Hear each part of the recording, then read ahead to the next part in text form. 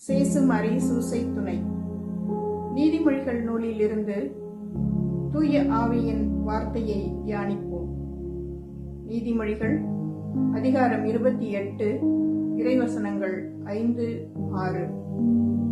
தீயோருக்கு நியாயம் என்றால் என்ன என்பதே தெரியாது. ஆண்டவரை வழிபடுபவரோ எல்லாவற்றையும் நன்குணர்பவர்.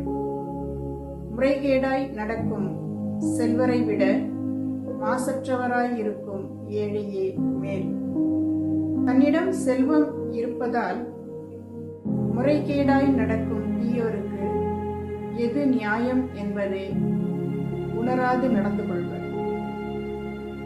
ஆனால் ஆண்டவரை வழிபடுபவராய் மாசற்று நடப்பவர் அனைத்தையும் நன்குணர்ந்து கொள்வார். நாம் எவ்வகையை சார்ந்துள்ளோம் என்று யோசிப்போம்.